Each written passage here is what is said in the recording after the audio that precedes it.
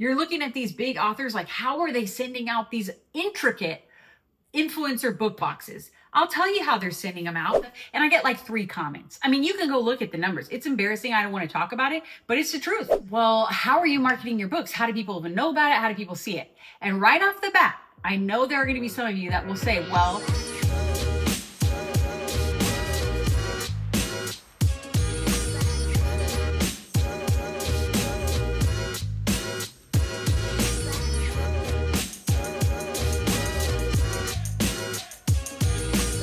hey guys, welcome back to the channel. It's your girl, Kelsey, rom-com author, YouTuber, vlogger, podcaster, mom of 6, former comedian, chronic oversharer with the internet.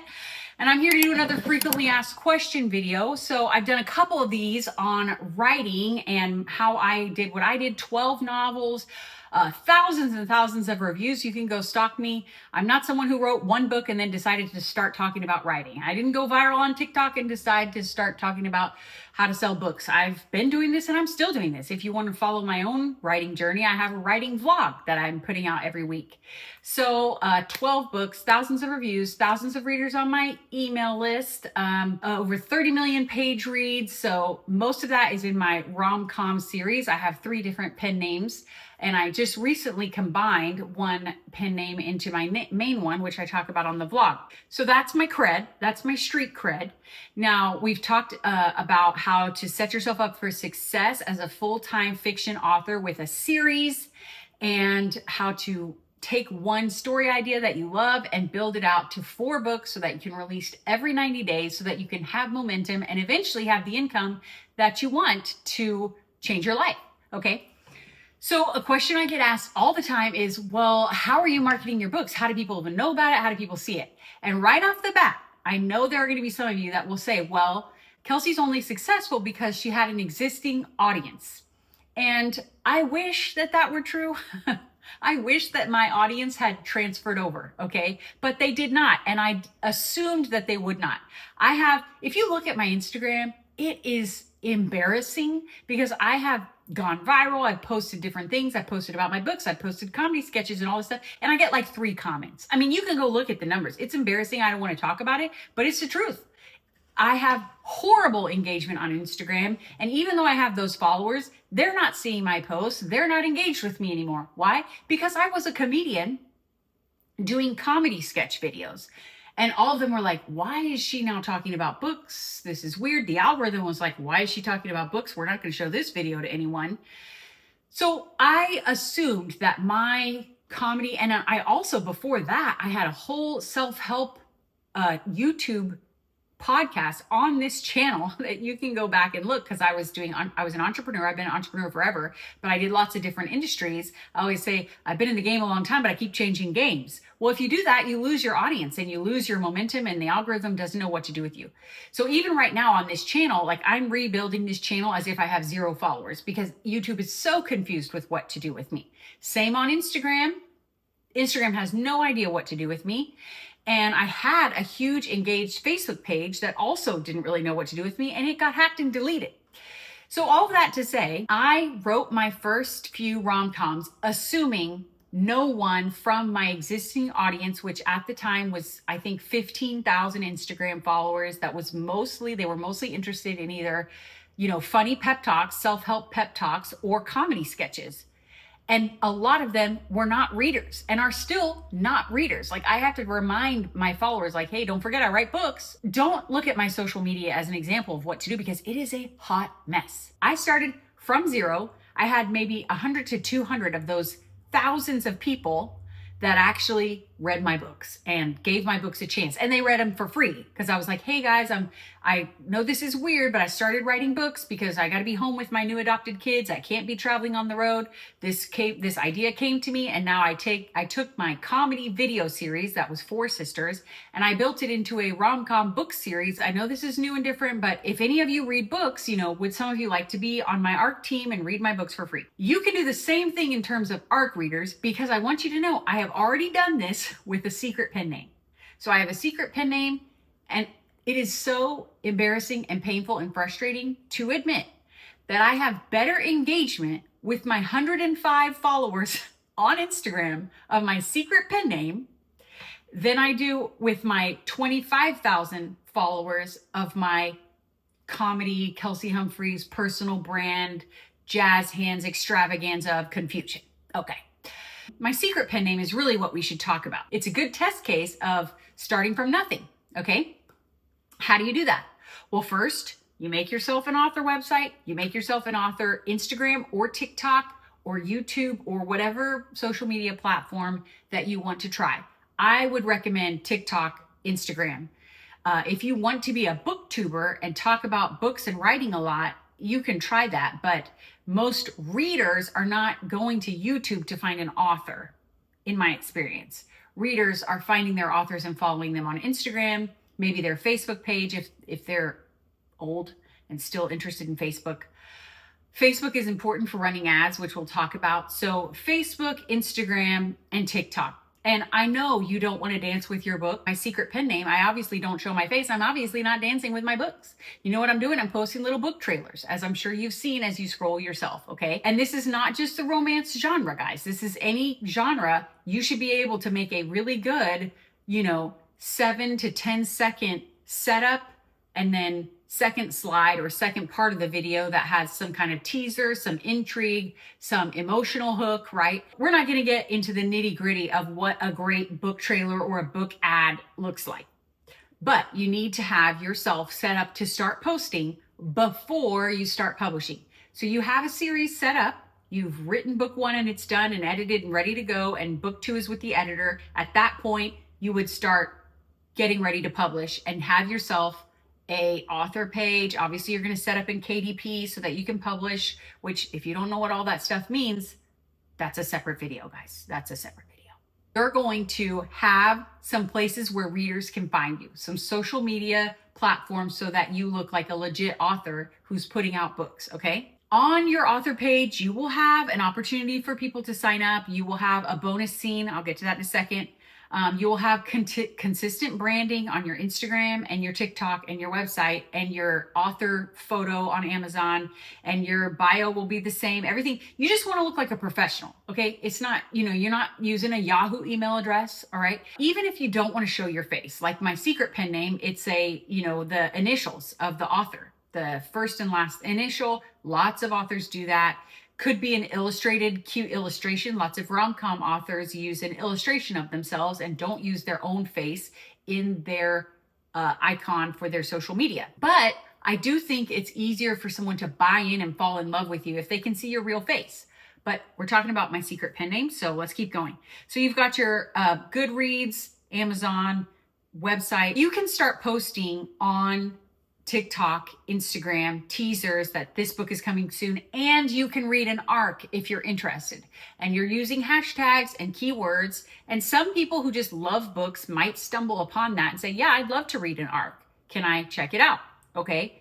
But primarily you're going to have to find some ARC readers through word of mouth, right? Like your real life friends, like real life book clubs locally to you, other authors that you know that you have a friendship with that you can say, hey, would any of your ARC readers like to read an ARC of my book? Now, if you don't know what an ARC is, that's advanced reader copy. People are given ARC copies in the hopes that they will read it and then leave an honest review. And that doesn't always mean, like I have one, I accidentally kept giving this girl my books, and every time she gave me 2 stars. And finally I was like, how? I got to get this girl off the distribution list. Like, how did she end up on my ARC list? She hates me. She hates my writing. And yet I keep giving her books. ARC doesn't mean you're going to be flooded with these 5-star reviews. ARC means you give them a copy and say, hey, I'd love to know what you think. Please leave a review on Amazon and Goodreads when you're done reading this, but you don't have to. It's free. It's an opportunity to get some reviews, but you can't expect them to leave your review. That's against Amazon's rules. It's not ethical in our industry. You're giving them a free book as an advance copy. That also means there might be some typos. You might not have the cover finished. They are taking it with a grain of salt that it's an advance copy, meaning they might still catch some typos in there. But you are hoping that the general understanding is if you get an advanced reader copy or advanced listener copy of an audiobook, that you would leave a review afterwards.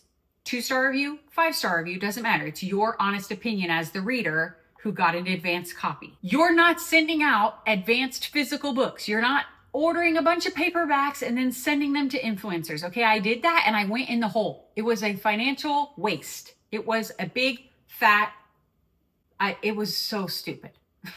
Please don't do that. I did that and it was stupid and I wouldn't do it again. I didn't do it for, you know how many Happy Christmas advance copies I sent out? 8. And in the past, I had sent out like 80, okay? So you're not getting physical copies. You're sending out advanced digital copies. You can do this through NetGalley. You can do this through BookSirens. Those are the two. If you want to know like the nitty gritty, you can look on YouTube, how to get on BookSirens, how to get on NetGalley. I'm not going to talk about that. What I'm going to say is that's where you have to start to find advanced readers. Before that, you should have some beta readers. What's a beta reader? Beta reader is not leaving a review or anything. This is like your friend from college who's really good at English, right? You've paid for an editor, you've paid or asked someone, multiple people to proofread for typos. Then you might have a beta reader who just reads it to tell you like, yeah, I just really hated what happened in chapter 7 and I can't imagine any reader enjoying that. Okay, well, that's good to know. Also, you might want to put in sensitivity readers of people who would be looking for things that might be, you might have a blind spot. So things about race, politics, disabilities, insensitive terms, things that you might not catch if you're writing or talking about or writing from the perspective or anything of someone who's not you and doesn't look like you and live in the same socioeconomic status as you. So you might want to get a sensitivity reader, and you can hire those specifically to go through and look for things that might be problematic. And that does not mean you're a horrible person if you accidentally put something in there problematic. It means that you are thinking about 1 million things in this world that you've built and you're going to miss stuff. That's what beta readers are for. That's what sensitivity readers are for, okay? Reminder, if you're finding all this helpful and you're like, yeah, this is making sense, finally someone's talking about this, I encourage you to hit the like button, subscribe, and maybe turn on the little notification bell. If this isn't making sense to you or you kind of get it, but you need some help on some of the pieces, I have a waiting list right now to help other authors, to help other writers, because it's just a lot. And I did it and I'm still doing it. I'm still in the trenches with you, writing books and publishing books. So I have a waiting list right now to help you guys. Go to kelseyhumphreys.com/writing and get on the waiting list to work with me on your books. When you have all that set up, it's a good idea to consider having a few free sample chapters that you can do newsletter swaps. Now this is done through BookFunnel, and I did this. I actually have an entire novel that I did on BookFunnel, where a newsletter, let's say I run a newsletter for rom-com deals. Okay, so if you have a free rom-com or a 99-cent rom-com, I want to put you on my newsletter. I would post about it and say, hey, any authors who have a 99-cent or a free rom-com book, I'd like to post on my newsletter, because I have a responsibility to my readers that once a month I send them out rom-com deals. That's what I do as part of my author brand or part of my publishing or whatever. Then you would submit to me and I'd put you in my newsletter. So I did that, submitting my free novel that I have, which is the green one, Things I Always Wanted. It's a prequel story. It's the parents' love story of the sisters who are the main series, okay? I did this, and it's what everybody says to do. You give away either a free novella, you give away a free sample within Amazon's parameters, and in exchange, you get email addresses. And I did this for like a year. I went hard with the free. And while it does build up your email list, I ended up deleting most of those people because they never opened my emails ever again. These are people who just read freebies. They load up with freebies and they never buy from you. Why am I bringing it up then? Because you got to start somewhere. So you've got your immediate friends, you've got friends of friends, you've got, local bookstores, local indie authors you might know, other places, book clubs that you might be a part of or know of, even like in your own neighborhood. I mean, you can ask, you can find readers in your city, in your small town, in your Facebook friend list. There are readers, right? So you're starting with friends of friends to get the initial arcs, okay? And to get people who want to join your email list, to enjoy your books, and they might read your novella or whatever. But it's really going to come down to launching well. What does launching well mean? It really comes down to getting those advanced readers. And I don't mean a lot, okay? 100. Let's say you find 100 people to read your book in advance. That sounds like a big number to some of you, but I'm serious when you like call up your local Barnes and Noble, okay, and say, I didn't do this, but I should, for my secret pen name. The way I did it with my secret pen name is BookSirens. BookSirens, TikToks, that's it. I mean, just that was like, the genre is pretty popular, and I just put it out there and people were like, okay, I'll read it. That's an interesting premise, good book design, cover, nice blurb, everything looks really interesting. It has all of the market stuff that genre wants. So readers were like, yeah, I'll read that for free. It sounds good. And that was enough to get a few hundred people. I don't think I had a few hundred people as ARC readers, but I had maybe 50 ARC readers, and those people left reviews, which meant when I launched my book on Amazon, I had 20 to 30 Goodreads reviews already. And then the Amazon reviews started trickling in. So that book launched really well. So what does it mean to launch really well? You have your ARCs, a good cover, a good blurb, you know your market. Then the key from there is to have a really compelling free bonus epilogue. They go to your website. That is very simple. It's just like your name and your book and a sign up to get the bonus scene. Okay, so I'm going to look right now because I don't know the number off the top of my head. Let me go in. I use MailChimp. Okay, does not matter. MailerLite, whatever. People get so bogged down in all that, guys. Just pick one. If you hate it, change. Okay, so I'm going to go to, I've used MailChimp for 10 years, so I'm not changing now. I have my main group of readers. I'm going to go to my secret pen name, and I'm going to see how many contacts I have right now. 1,118. That's not bad for someone with no, I have 100 Instagram followers, okay? And let's go to Amazon and see how many Amazon, people can follow you on Amazon, right? So let's get in here, and I'm going to go to Author Central in here, which if you haven't set all this up yet, you will. It's not hard, guys. Listen, Amazon loves to take your money, all right? Amazon loves to have your book and take a little chunk off the top. So they make it all pretty straightforward. All right, I'm in my Amazon Central, go to Reports and Marketing, and I have 408 Amazon followers. Now, that is not a big number, all right? But again, this person is unknown, doesn't have a face, a big marketing plan. It was just exactly what I told you to do, okay? Write a great book. Write a great stinking book. That's perfect for your genre. You're hitting what the industry wants. You've had it professionally edited. You've had it proofread. You had a beta reader go over it, maybe a sensitivity reader, and it is solid. Then you have a really great cover and marketing blurb for it. Then you post it to BookSirens, and BookSirens will go and find readers for you. So will NetGalley if you go the NetGalley route.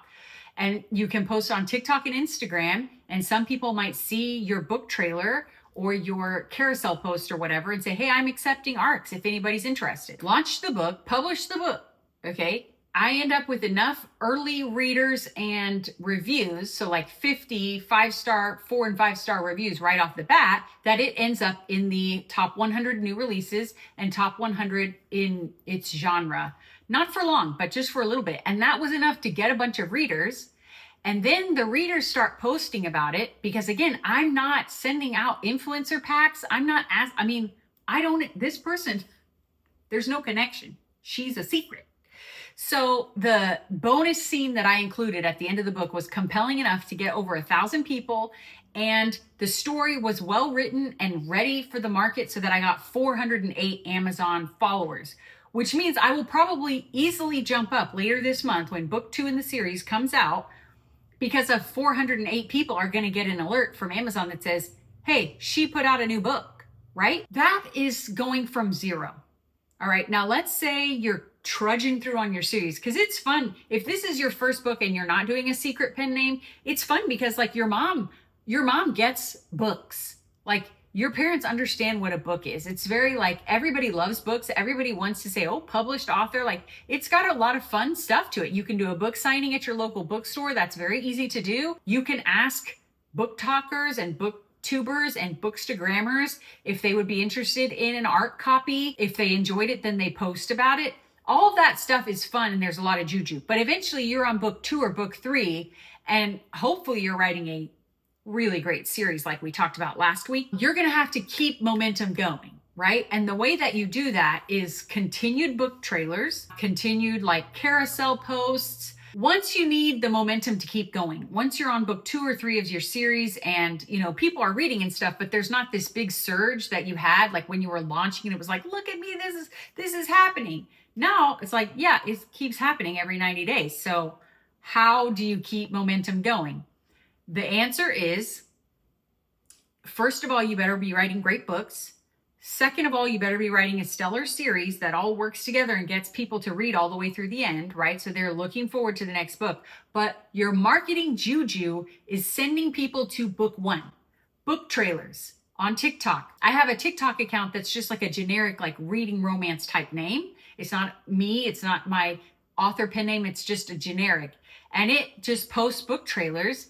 1 a day, 2 a day. I do it. My VA will do it for me sometimes. That account just cycles through posting my first in series, my first in series for each pen name, each book series. That's it. Just the first book in the series, book trailer again and again and again and again. Same with ads. You're going to make a great ad that, and again, we could get into the logistics of that. I can show you mine that I had before Facebook shut me down because I was hacked, which was really sad because my ad was cranking and doing well and making money. And then I was hacked and it all got shut down. I'm working on getting it back. I've been in contact with support to get my ads account set back up so I can start again. I don't think I'll ever get my Facebook page back, which is sad. And some days I'm really angry about it because it was not my fault. There was nothing I could do. Facebook ads are important for books because a lot of little old ladies read like there's no tomorrow, and they're on Facebook and they're scrolling and they're tapping on your ads.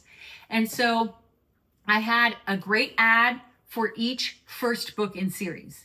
When you have a great series, all you have to do is have a great ad or a great book trailer that you just keep posting to book 1 over and over and over and over. Let me see if there's more that I miss in my Swoony success system. When you have this series set up and you have this system working, every 90 days, you're doing the same thing. Going on, get some ARCs. At that point, you have some subscribers. You have some people who were ARCs of the last book. They will want to be an advanced reader of the next book.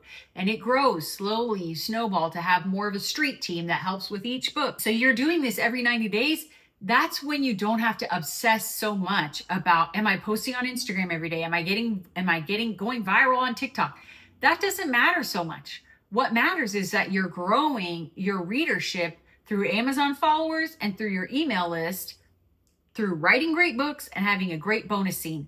I want to say that I would have a lot higher numbers on my secret pen name if I had been able to put a book out every 90 days. But that all, my family exploded. If you're new here, we adopted a sibling group of 4 kids. I had 1 kid, we adopted 4 kids. And right after we met them, found out we were pregnant. Surprise. So within 1 year, we went from a family of 3 to a family of 8. I had 1 child, then suddenly I had 6 children. So my life exploded in the best way. And my writing was like, just gone for a while. If I had been able to do my system like I did with the rom-coms for my secret pen name, I would have a lot more than 1,100 people on my email list and 400 Amazon followers. So following the system with a great book written to market that has all those yummy, tasty things like Easter eggs and mysteries even in like a rom-com, things that you want to find out, you want to read the next book to get the question answered, like I talked about last week. If you're doing that, this becomes a well-oiled machine. I know people who are making bank, 20 plus books, full-time author, that's supporting their family, and they do not care about TikTok. They are not killing themselves on posting Instagrams and having an aesthetic and all that stuff. Now, I love a good aesthetic. It makes me sad that I can't post cute bookish stuff on my Kelsey Humphreys Instagram like other authors can. But as I already said, my Instagram is a show and a cluster here. And so Instagram doesn't know what to do with me. If I post about my books, it goes nowhere. If I post a comedy sketch, it could go viral.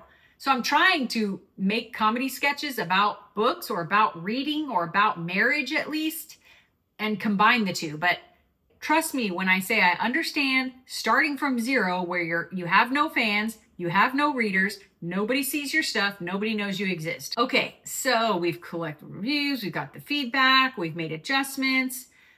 You make sure that your book title, your book subtitle, your blurb, your book cover design, your market position, your position for your whole series, all of that is good to go before you publish. Let's talk a little bit about pre-orders. My most successful pre-orders are sitting there, but I don't push it hard until right before the book comes out. Amazon, as pre-orders, wants to see your pre-orders. Oh, let me do this way. Amazon wants to see your pre-orders go like this until launch day. And then after launch day, Amazon wants your numbers to just continue to climb. Well, if you send to your email list, hey guys, my book's available for pre-order, and everybody pre-orders, and then you got 90 days left, your numbers go down. Then Amazon docks your book because it says, oh, people are no longer interested in this book, and so it doesn't rank. This has been my experience. Some people love pre-orders. Some people don't do pre-orders at all. And if you have a series and you're putting out a book every 90 days, you can test.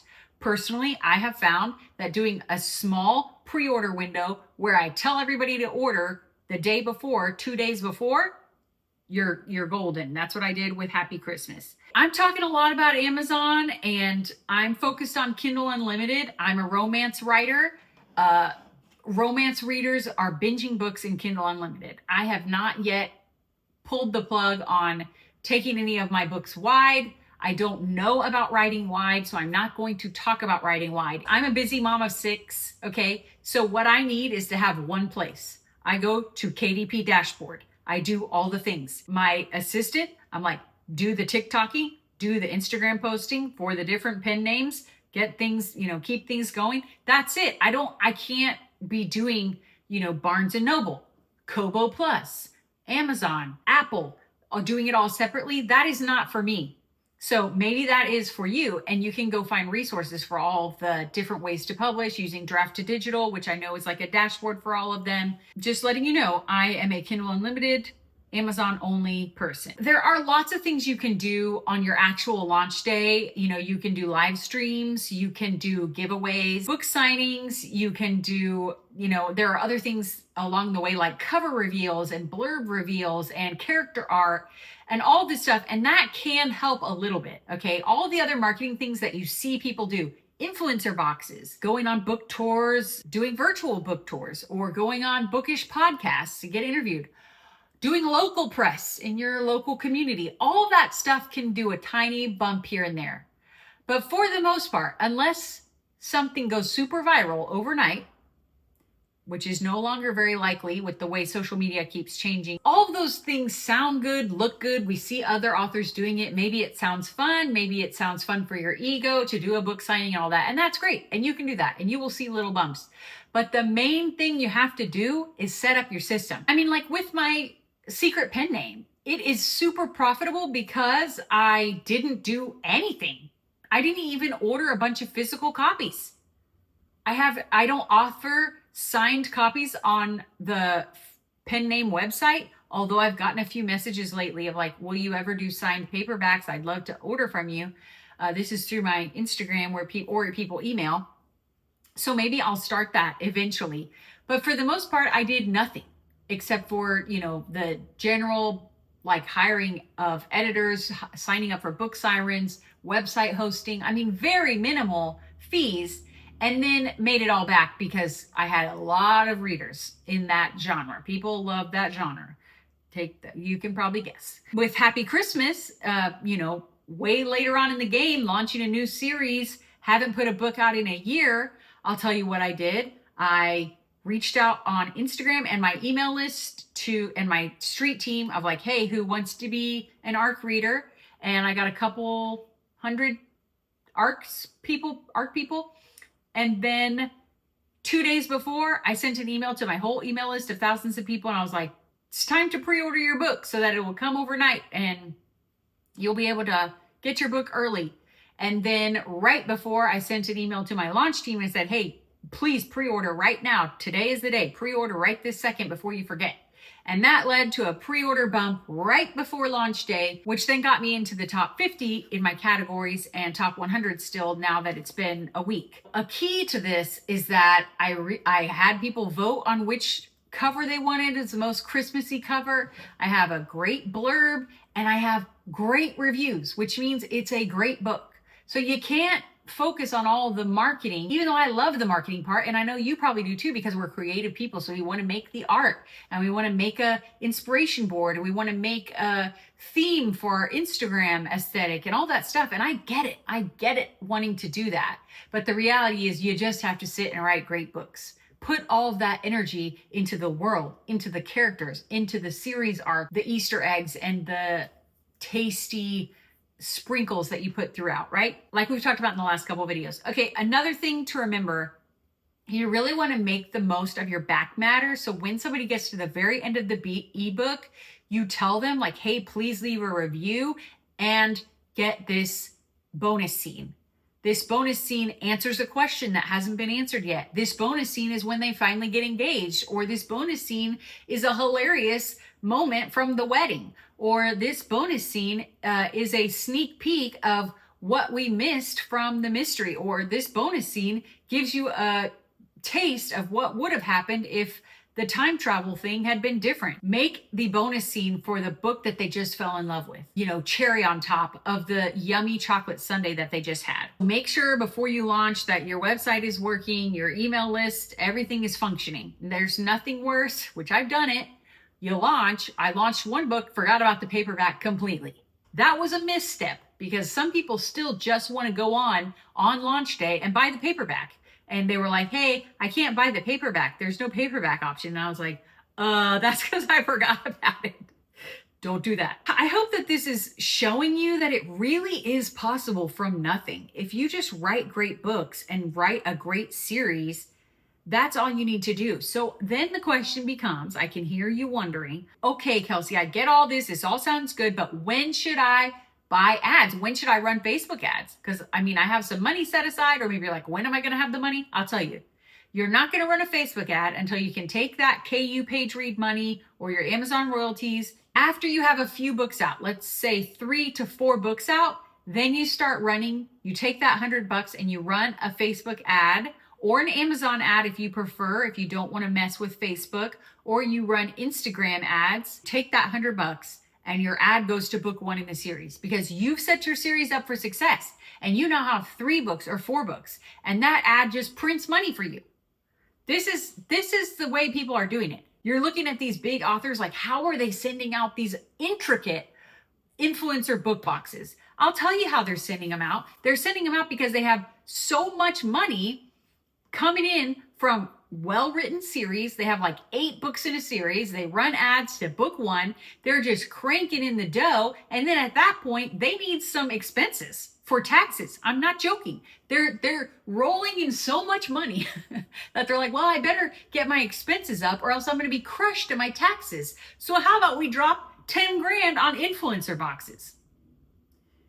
Won't that be great when we all get to that point, guys? Won't that be great? Again, if you're getting in the weeds here and you're a little bit confused, I encourage you to get on my waiting list because I'm going to have some of this stuff just really spelled out in my Sweeney Success system with my series framework, my full-time fiction author system. Okay. So go to kelseyhumphreys.com/writing. There's a link below to sign up to get on the waiting list for that. So kelseyhumphreys.com/writing. Now, I know indie publishing, but I do want to talk a little bit more about money, and I want to talk a little bit more about indie publishing versus traditional publishing, because I've had some comments that's kind of like, this doesn't really sound, all that great. Like, I think I'd rather wait to be traditionally published. Okay, but I'm going to talk about that in the next video. Reminder on this channel, I have my writing vlogs where I'm hustling towards my own writing goal, and you can watch that week after week. It's kind of like comfort content. I show my family and my actual life as a full-time author and mom of 6.